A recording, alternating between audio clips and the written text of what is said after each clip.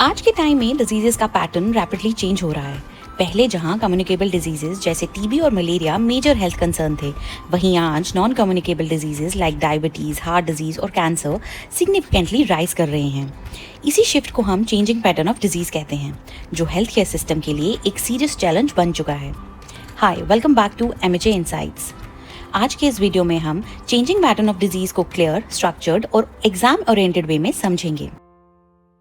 The changing pattern of disease refers to the shift in the types, causes and distribution of diseases over time. ये changes mainly depend करते हैं lifestyle, environment, socio-economic development, healthcare access और medical advancements पर। Understanding this pattern is essential for effective health planning and policy making. Now let's understand the earlier disease pattern. पहले के time में communicable disease dominate करते थे। Infections easily spread होते थे, mainly poor hygiene की वजह से, जैसे टीबी, कॉलरा और मलेरिया। ये डिजीजेस हाई डेथ रेट्स का रीज़न थे।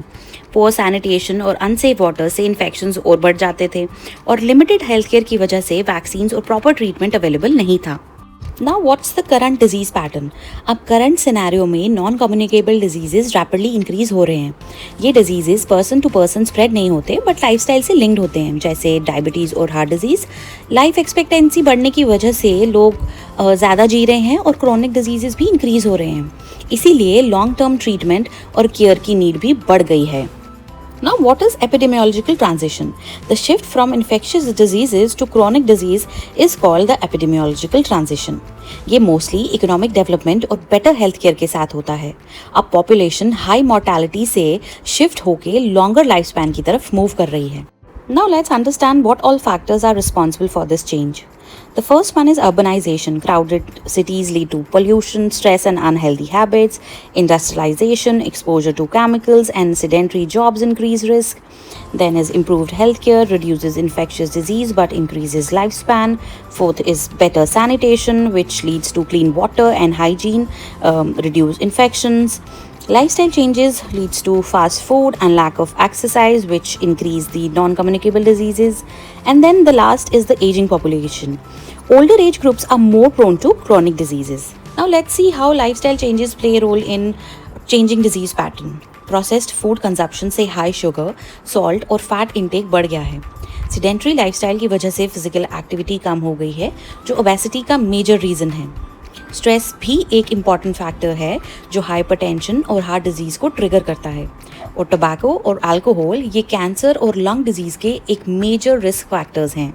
Now what is double burden of disease? मतलब कम्युनिकेबल डिजीजेज अभी भी एग्जिस्ट करते हैं, जैसे कि ट्यूबरकुलोसिस, और साथ ही नॉन कम्युनिकेबल डिजीजेज भी रैपिडली इंक्रीज हो रहे हैं। इसीलिए हेल्थ केयर सिस्टम को दोनों टाइप्स ऑफ डिजीजेज को एक साथ मैनेज करना पड़ता है।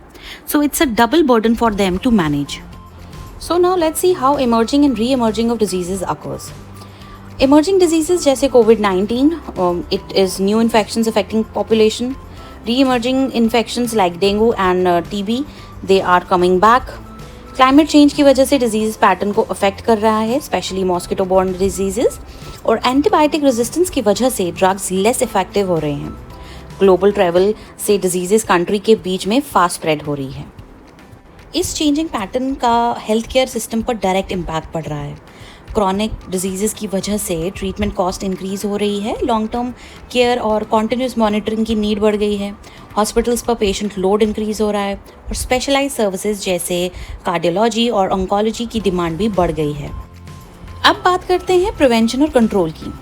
सबसे पहले आता है हेल्थ एजुकेशन। लोगों को हेल्दी हैबिट्स के बारे में अवेयरनेस देना बहुत ज़रूरी है।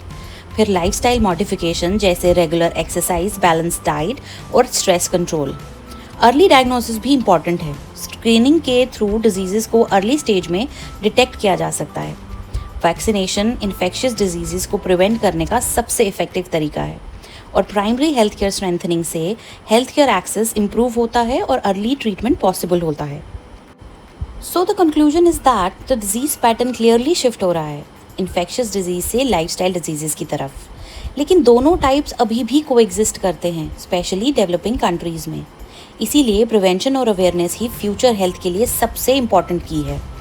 And if you found this video helpful, please like, share, comment and subscribe to MHA insights. Thank you for watching. Bye.